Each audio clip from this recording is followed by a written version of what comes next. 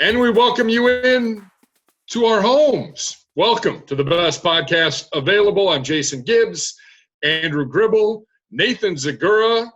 It is a free agent frenzy edition of the best podcast available. And talking about tonight, the reported free agents that we have signed, nothing official yet. Everybody's got to take physicals. Everyone's in different parts of the country. And until that gets done and contracts get signed remotely, we don't have anything official to say. But reportedly, the Browns have been pretty active in the first 3 days. We'll talk about that. We'll also talk about how it impacts the NFL draft, especially with the Browns picking at number 10. Gribbs, we'll start with you. A busy week reportedly by the Browns as they go out, they get Austin Hooper, they get Jake Conklin, they get Case Keenum. Andrew Berry makes a trade for a fullback, reportedly, as Andy Janovich joins the football team as well. Gribble, your immediate thoughts on what the Browns have reportedly done here in these first 3 days? Yeah, it's in free agency, you're not going to get a bunch of kind of flashy big names, and I think that's fine. But the Browns got some of the bigger names out there, and I think the big thing that they did was they filled a bunch of major needs on this team. And I think the Austin Hooper agreeing to terms, that leaked out first. And even though the Browns have David Njoku, they could certainly use another big tight end. And Austin Hooper's proved it over the last couple of years, being a Pro Bowl kind of player who's really rising as a player in the NFL. And then Jack Conklin, I think, fills a huge need on the offensive line. We've talked a lot about left tackles, but this just kind of locks you down at right tackle. And now you know what you've got in 3 or 5 offensive line spots going forward. Case Keenum's another position that you really did need with Drew Stanton likely going elsewhere. You needed a veteran backup, and you bring in one that knows a lot about Kevin Stefanski and can fill that void. And also, he's an eighth-year player who's played some good football in recent years. So in the off chance or the bad circumstance that you need him to play, he can hold it down for you at that position for a while. And then, Andy Janovich, that's a guy that fits in perfectly with what the Browns need at the fullback position. Clearly the Broncos, Pat Shurmur's offense doesn't need a fullback. The Browns need one. So he's another good player. 3 of the 4 players, the key takeaway for me, and this fits the Andrew Berry profile. These guys are all coming off their rookie deals, kind of entering their second stage of their career. And I think that fits the profile that Browns fans should look at with even maybe some more free agents to come. All right, Nathan Zegura, you join us. This is hit number 2 on the best podcast available this year, if I recall. Surprised by the number of offensive players and how aggressive this front office was in upgrading the offense when we had talked a lot about the defense needing to fill a lot of pieces. Well, I think you look at a situation where Andrew Berry and Kevin Stefanski talked about wanting to work in lockstep, and certainly you are seeing that. What Andrew Berry has done with Kevin Stefanski here is say, what do you need to run your offense the way that you want to run it? And then taking a step back from that, the bigger picture is this.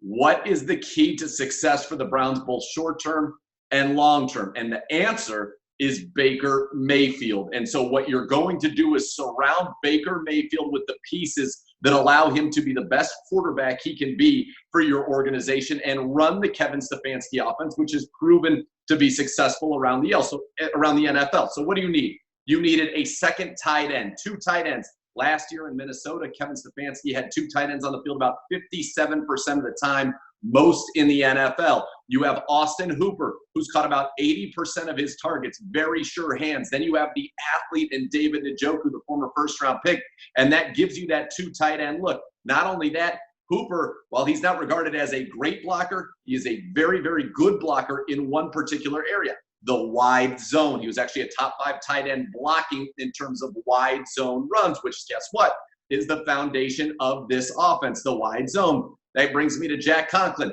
You have to protect your young quarterback. You have to develop a strong ground game to turn this into a play-action system. Dan Orlovsky told us on Cleveland Browns Daily, that's the best scenario for Baker Mayfield. So you bring in Jack Conklin. You front-load the deal wisely when you have cap. A good job by Andrew Berry there. And Conklin last year was the number 2 ranked wide zone blocking tackle in the NFL. So you're seeing not only getting young guys, as Gribbs pointed out correctly, getting people that fit this system. Let's not forget Austin Hooper has experience in the system. His rookie year, his head coach was, or his offensive coordinator was, Kyle Shanahan, running a very similar scheme. In Tennessee, they ran a very similar scheme. which is what Jack Conklin has some burst in. Then you go to Case Keenum. You get kind of a guy who's been around the league who can help educate Baker Mayfield on this offense. Had a career year in 2017 when Kevin Stefanski, of course, was his quarterback coach in Minnesota. And then Andy Janovich. You need that fullback. And Janovich is a guy in his career who has been very productive as a pass catcher when given the opportunity, averaging over 10 yards per catch for his career. This is a guy who was undefeated as a wrestler in high school in Nebraska, state champion, went to Nebraska. He is as fullback as it gets, and you're going to have that piece. So you look at this offense now and you say, okay, yeah, we still don't know about right guard. We still don't know about left tackle. That can be addressed in the draft, and we'll talk about that. But your quarterback, Baker Mayfield, your second-round tender, Kareem Hunt, so he's likely back with Nick Chubb. Your two receivers, Odell Beckham, Jarvis Landry. Your two tight ends, David Njoku, and now Austin Hooper. And then you add Conklin to the line. You've got, I think, everything set up for Baker Mayfield's success. That was clearly priority one. How do we create the best environment for our young quarterback to succeed? And I love that mindset because that's the key to success in the NFL. Gribbs, you take a look at the guys that we brought in. Conklin, obviously the biggest name. I thought it was interesting how Andrew Berry and company front-loaded that contract and got the bigger money out of the way. I think it's super important to get that out of the way, knowing what you've got coming in the next 2 or 3 years from guys on the current roster that are going to need to be paid one way or the other. Your thoughts on that? And then also such an interesting setup for him. I mean, to go back to the 2016 NFL draft, the Browns essentially traded out of the spot, traded that pick to Tennessee, and Tennessee takes it. Yeah, it is interesting. I think the Conklin one is interesting because it's almost like it reminded me a little bit of the Kirk Cousins deal from a couple years ago with the Vikings, where it was short term with a lot of guaranteed money, reportedly. And for Conklin, this works out where it's a 3-year deal. He's going to be 28 years old when he goes back onto the market. I mean, this is someone that's kind of smartly playing the game with the salary cap going up with the CBA, banking on himself basically. But for the Browns, you're right. You've got a lot of core guys that you want to ultimately extend. So this gives you some flexibility and options to still do that. And it is crazy how it all comes back to 2016, where you trade out of that pick, you trade down, you get some future assets, and the Titans take Conklin. And his rookie season was arguably his best season in terms of how he was recognized. He was a first-team All-Pro that year, really struggled with the knee injury at the end of 2018, but came back and had a very solid year for the Titans this year. And they just had some cap issues. They couldn't bring him back. So he's just such a key piece for what you need going forward. And it still doesn't change what you might be doing in the draft because you still have such a glaring need at left tackle. I mean, I don't know if the season started today, you'd probably lined up Kendall Lamb at that left tackle spot, a spot that he really hasn't played all that much in his career either. So you still need to really go out and get a left tackle. There really isn't anyone else on the market that you probably would go out and get and feel good about starting at that position. So it's still a huge position in the draft for the Browns, but it just makes you feel a lot better to have one of those open offensive line spots kind of taken down. Now really you have a question mark at right guard and then the big one at left tackle. But Jack Conklin just makes you feel good about just plugging someone in. He's not quite on the level of Joe Bitonio. He's getting there, but it's similar in that you just put him out there. You don't have to worry about it, and you think about the other positions on the field. Nathan, we have a backup quarterback in Case Keenum, and a guy that's very familiar with the offense we're going to be running. In addition, has a great rapport with his new head coach, formerly in Minnesota, and he's a guy that can really help Baker Mayfield. Yeah, there's Case Keenum bring to the table.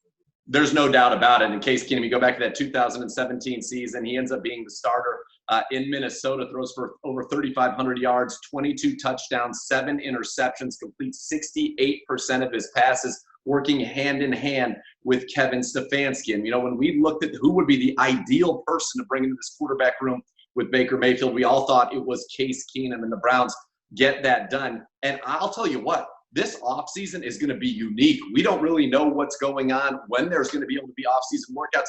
To be able to have a guy who is like a coach in Case Keenum, versed in this offense, understands the intricacies of it, to be able to be with Baker Mayfield and talk to him and work out with him and all of those things, I think goes a long way, because it is an offseason of uncertainty in terms of what's going to shake out. But Case has been able to play at a high level. He took that Vikings team to the NFC Championship game in 2017. He's somebody that, were something to happen to Baker, he could step in, he could win some games. But I think the real value he's going to bring is a veteran, the professionalism that he's going to bring into that room, the knowledge he's going to bring into that room. And I really don't think there was a better pairing for Baker Mayfield available on this market than Case Keenum.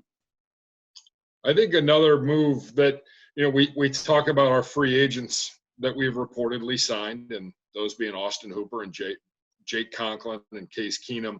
But I think, Gibbs, we'd be remiss if we didn't talk about Kareem Hunt and the second-round tender that the Browns placed on him. And clearly this is a player that's in the Browns' fold and in the Browns' thoughts as we approach the 2020 season, whenever that might be.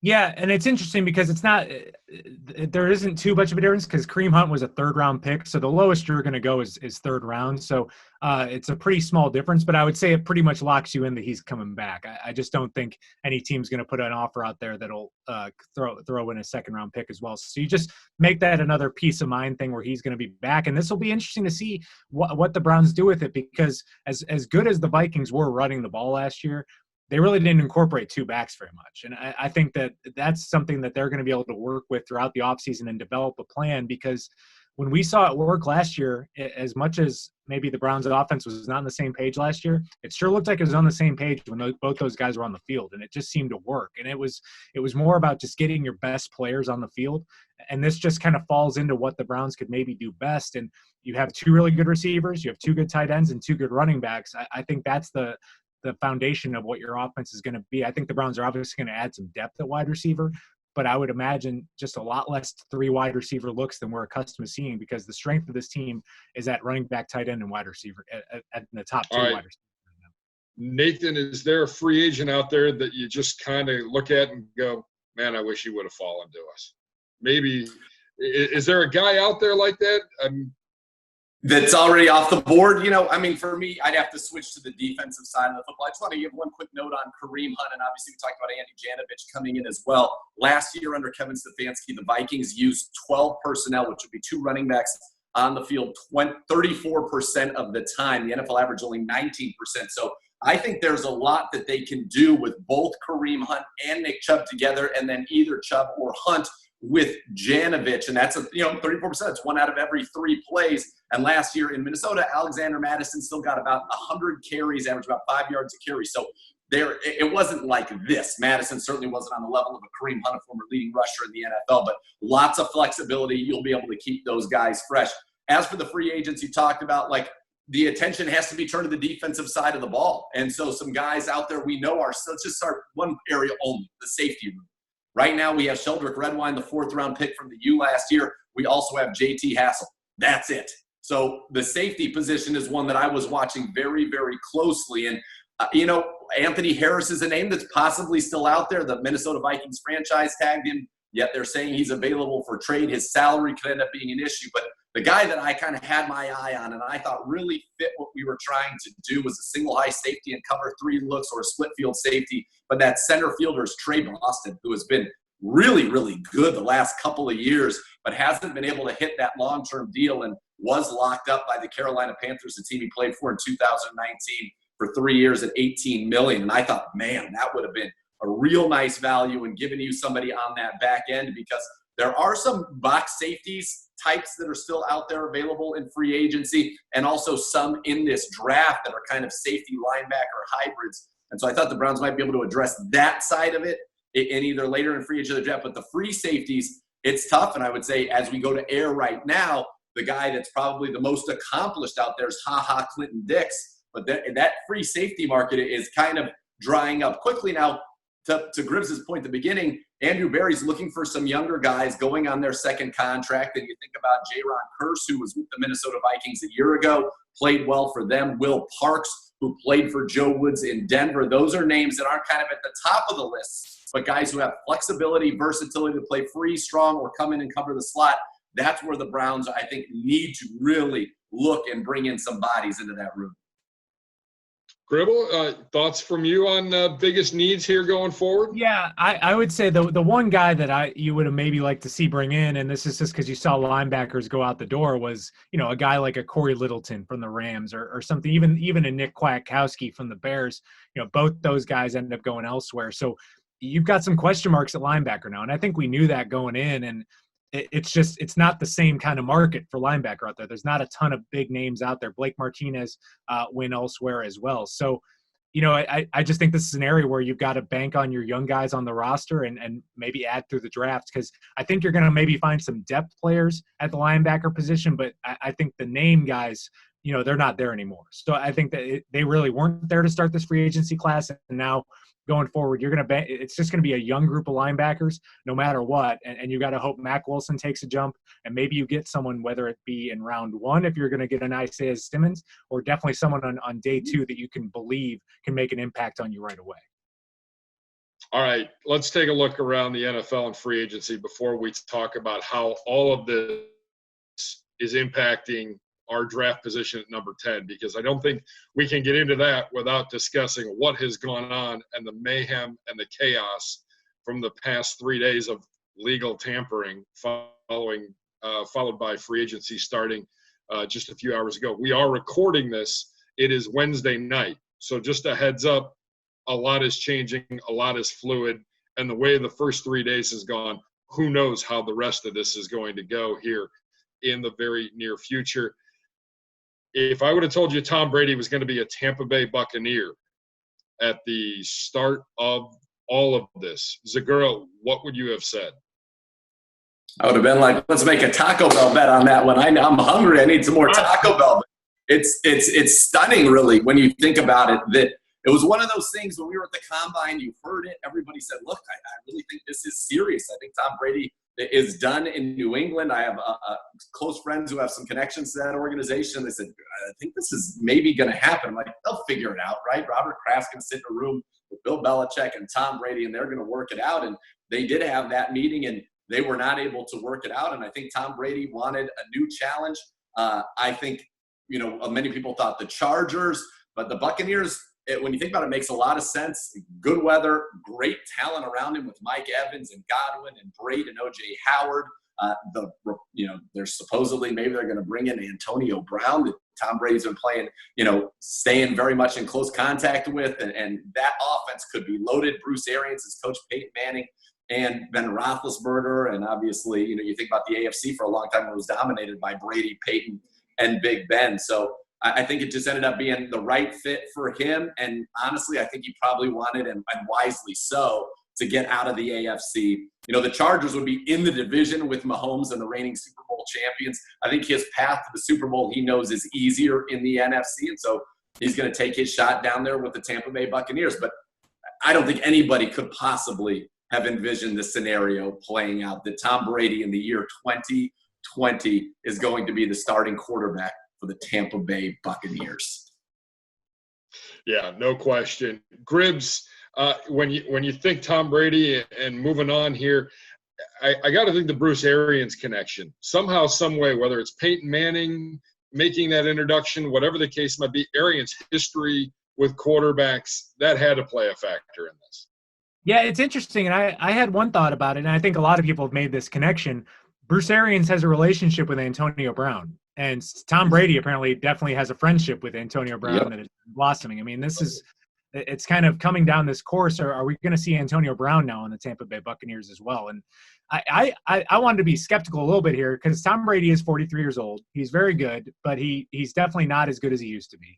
Does this diminish the value of a Mike Evans for a downfield threat? I mean, does Tom have the kind of deep arm that Jameis Winston did? I mean, clearly, if you're the Buccaneers, we have the choice of Tom Brady or Jameis Winston. You're taking Tom Brady, even if it's a short-term bet.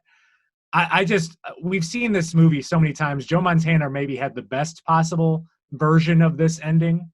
I'm just interested to see what we could expect going forward from the Buccaneers. I think that they're going to be a very interesting team. I don't know if this totally changes my feelings about their playoff prospects. I'm just not there yet. All right. Gribbs, I think you make a valid point there when you talk about Brady and not sure what you're getting. if you're the Indianapolis Colts, at least you only signed Phil Rivers to a 1-year deal, it appears. $25 million, that's a lot of money, Gibbs, to be paying a guy that really – that's a guy that looks like he lost a step last year. Yeah, the interesting one, I mean, obviously it's a 1-year deal. So it's a 1-year commitment, and you'll see how it goes. And maybe they're going to look at the quarterback market in the draft or maybe for the following years. But I guess my issue with the Colts signing Philip Rivers, I think he's a great leadership guy, he's so fun to watch. It brings a lot of excitement to your team. I mean, I wonder how much better he is than Jacoby Brissett at this point, especially the healthy version of Jacoby Brissett. So I think that's not what we saw at the end of the season last year. And now it raises the question, does Jacoby Brissett end up going back to the Patriots to be their quarterback this year? I'm now more fascinated by what the Patriots are going to do at the quarterback position, because I think this is going to be obviously Belichick coaches his butt off for every single year, but this is going to be the year he's going to want to try to prove that he can win without Tom Brady. And if Bill Belichick can get to the same destination with an Andy Dalton at quarterback instead of Tom Brady, I mean, that cements every part of Belichick's legacy that is not already cemented, and there's not much of it that isn't. All right, let me ask you both. Nathan, I'll start with you. Who, if you had to, who do you think wins the Super Bowl first? Belichick or Brady? Or C, neither? Well, I don't think either one of them will win a Super Bowl, but if it was between Belichick or Brady, I would go with Brady, because I just think the Patriots, it's just natural, and they've lost their quarterback. Now, if I'm the Patriots, I'm kicking the tires on Jameis Winston. You want to prove how great you are? You corral Jameis Winston with Josh McDaniels there and Bill Belichick. You have the guy with the talent. They might not need a new franchise quarterback, but I think Brady with the Bucs, he's immediately a Super Bowl contender because he's Tom Brady. And is that crazy? Are we being, over the top about it? Probably, but he's earned that with how well he's performed throughout his career. I just think for the Patriots, it's going to be much, much tougher. They've lost the guy who was their heart and soul on the field, the best player in the league for a long time. They're in the same conference as Mahomes. They're in the same conference as the Cleveland Browns. So I think that's going to be much tougher for them to make that run back to where they had been. It's what they did defies all logic. To keep it going without Tom Brady would defy even more logic. Not that I wouldn't put it past Bill Belichick, but I'll say Brady. However, I think ultimately they both won their last Super Bowl, because you have to ask yourself, at what point does Bill Belichick say, obviously there was some discussion that they keep Josh McDaniels there year after year after year after year. At what point does he turn it over to Josh McDaniels and get himself out of the game? I'd say both have a 3-year window, and I think neither win a Super Bowl. Gribbs? I'm leaning neither, but I'm definitely taking Belichick over Brady in this situation. I mean, we saw the Patriots win a Super Bowl by scoring 13 points against the Rams. I mean, that was as much magic as we've seen from Belichick in that time period. And he had a Gronkowski that was running on fumes at that point. Brady was not playing very well in that game. I'll bank on Belichick. Granted, they've lost a lot of players in the last couple of days. I mean, you see Jamie Collins and Kyle Van Noy walk out the door and get paid. But that's just the system they've built. I mean, they've just been built for years to take advantage of whatever loophole they can find within the league. I mean, they load up on these mid-tier kind of guys that fit their system, guys that didn't work somewhere, come there and ultimately kind of fix themselves. And then the Belichick move, and we knew how this was going to end. He's always willing to move on from a guy maybe a year too early instead of a year too late. And I think that his track record to me has proven it. I give them a better chance. I agree with Nathan, though. In the AFC, their odds are very tough. But I would say this. I think of teams that have a better chance of being in the playoffs this year, I'm taking the Patriots over the Buccaneers. No doubt. Ooh, wow, I like that. Zegura not liking that. All right. We'll just touch on free agency. One final question for you guys before we get into the draft and how it applies to the Browns real quick and move on with episode 8 of the best podcast available. Thanks everyone for watching or for listening, whatever the case might be. Log on to clevelandbrowns.com or wherever you get your podcast. Subscribe and like today to the best podcast available. Give me your wow moment of the week, whether it was a good wow, whether it was a bad wow in free agency. Zegura? I mean, Tom Brady is the ultimate wow moment of the week, right? Going to the Tampa Bay. Exclude Tom Brady. Taking Tom Brady out of it. I'll be honest with you. I really think, and I'm looking through the Browns lens, obviously, but if you were going to tell me that the Browns were going to come out of this free agency period with the top tight end, with the top tackle, with the best backup quarterback for their system, all on day one, I would have said, I don't think we're going to be able to get Austin Hooper. That's going to be too rich for our blood. And the way they were able to structure the contracts, that really was a wow moment to me. And then the other wow moment is, frankly, the fact that it looks like Jameis Winston is not going to be a starting quarterback in the NFL. I realize he threw 30 interceptions. You can talk about that all you want. But the guy threw for over 5,000 yards, a ton of touchdowns. He's clearly talented. And, Nick Foles and Mitch Trubisky are going to be battling it out in Chicago. I mean, the fact that this guy does not have a job is befuddling to me. And the other one, not a wow moment at all. Theodore getting paid. Tacos. Gribble, moving on. Yeah, I agree with Nathan that I think of the wow moments, I would think for the Browns, for me, it was Austin Hooper. Because I just didn't expect it, because I saw other ways that Andrew Berry was going to go about building this roster. And I think it was a great move. And I think even though all the headlines were you're making him the highest paid tight end, I mean, I think that's overblown. And I think that he's making a solid amount, and he's going to soon be surpassed by George Kittle and Zach Ertz. So it's just a matter of time before that happens. But I just was surprised, because I thought it would be maybe more of a quieter but like still productive free agency period. I did not expect the big name at the skill position, but I'm pleasantly surprised, and I will take that as well. I think it's interesting that we're going to go into this. I agree with Nathan, because I don't know. Jameis Winston would make a lot of sense to me for the Chargers, or Cam Newton. One of those guys is not going to be a starter in the NFL this year. And then maybe throw in, is Andy Dalton going to be a starter in the NFL this year? Like, there's so many players. Mitch Trubisky's clearly not going to be a starter in the NFL this year. There's just so much change at the quarterback position that is not usual in the NFL. You don't usually see this much movement at the quarterback spot. And I think that makes, obviously there's a lot of circumstances that's going to make this one of the most anticipated NFL seasons in a long time. But I've never been excited to just watch the entire league, because the identity has changed so much in the last couple of days. Well, and Gribbs, let's transition on that note. We talk about all the quarterbacks moving. The NFL draft order, still pretty good up until about 13. And then the Colts obviously traded that first-round pick to the 49ers. But you also have a class of quarterbacks coming in that aren't slouches either, that are going to probably play right away.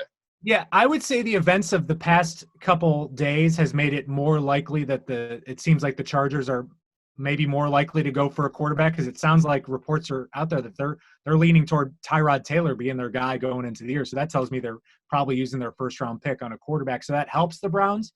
But I would also say that some of the movements of this week would hurt the Browns in terms of maybe some teams that didn't invest in that left tackle are probably going to do it in the first round. Namely, to me, the one that stands out is the Arizona Cardinals. I think that they're a team that could go after one after adding DeAndre Hopkins.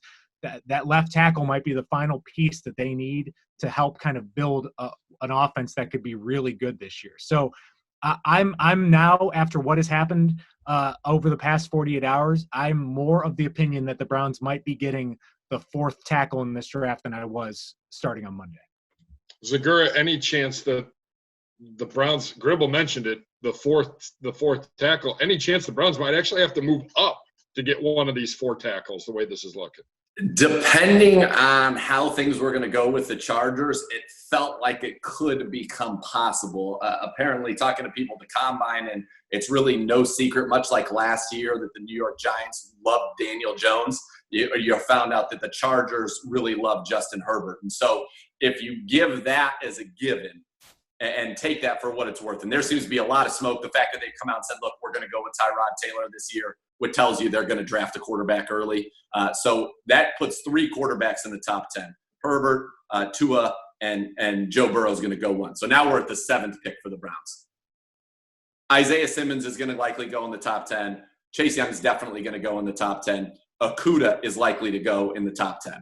So just with those three, if those three all also go in the top 10, now we're at the fourth pick. That means if every other pick is a tackle, we're still going to get the fourth one. I don't really see a scenario where four tackles go in the top 9. I think Arizona is going to take a tackle. I think it is certainly possible that the Giants take a tackle. and maybe one other team that could Jacksonville take a tackle? They could. But other than that, I think you're probably in a pretty good spot to at least get number 4 or even number 3. And who knows? Dwayne Brown's a guy that a lot of teams like. Maybe a team falls in love with one of these receivers like a CD Lamb or Ruggs. I mean, there are very talented players at premium positions in this draft, and you could see somebody surprise you up there. But I think the Browns are going to be in pretty good shape now that we know the Chargers aren't going to be taking a tackle, because that was it. If they brought in a quarterback, say they brought in Jameis or Cam, they could have been a team that took a tackle, and then all of a sudden the math gets a little bit dicey depending on how it falls.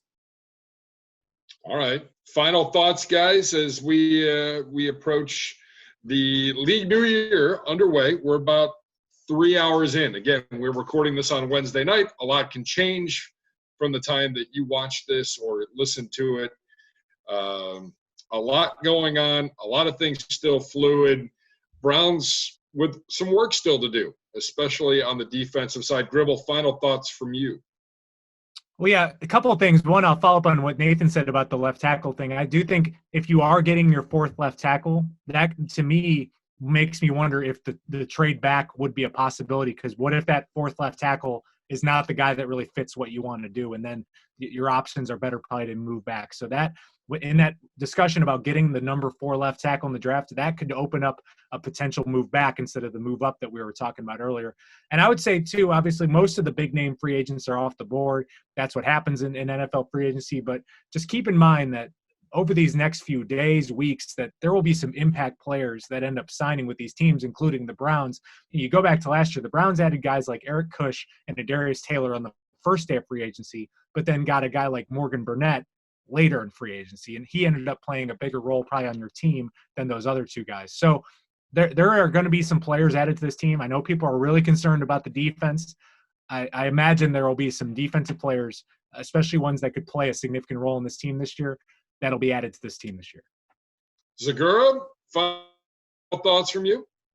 Yeah, I agree with Gibbs. I would expect the Browns to be active. I think you're going to add a couple of safeties. I think look for the Browns to add a slot corner to complement Denzel Ward, Greedy Williams, and Money Mitch.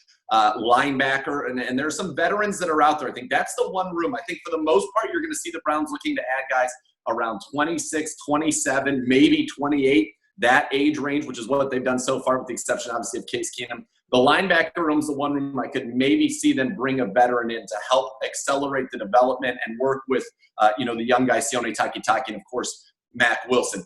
Also help on depth on the defensive line. I think on offense, you've pretty much done it. You've got your 2 tight ends, you're set. Your 2 receivers, you're set. Maybe you looked at a 3rd receiver, but I think you can get one in this draft on day 2 or day 3 that typically would be a day 2 or a day 1 guy in pass drafts just because of the depth there. So I think you're good on offense, honestly. So I think the focus will be on defense, guys who can compete at the linebacker room, safeties you need, and a slot corner along with some depth on the D-line. But I think the focus turns to defense. I think if there are any splashes left, maybe it's 1. I think these are going to be guys that they've identified who they believe in their systems will be better than they were in their previous spots, young guys with growth potential. All right, that's going to wrap up episode 8 of the best podcast available. We're all live from home. I've got a spaghetti casserole in the oven. I'm not kidding when I say that. There's literally a banana holding up my phone to keep it in place from moving. We are MacGyvering things, figuring things out, and we will continue to bring you the best podcast available every Thursday leading up to the 2020 NFL Draft, which, by the way, we didn't even get to. We'll get to that next week. There's not going to be any fans at it. We'll see if there'll be any players at it or how this is going to go in the coming weeks and about a month from now as we get ready for the 2020 NFL Draft. Gibbs, Zegura, thank you. Appreciate your time. Thanks to Paul Taylor and Jeff McDaniel for literally setting all of this up, making it possible for us to be able to provide you a little video stream plus some audio. I want to thank you for watching, you for listening. Make sure you log on to clevelandbrowns.com or wherever you get your podcasts. Like and subscribe today to the best podcast available. We'll talk to you next week. Thanks for watching. Thanks for listening. The best podcast available.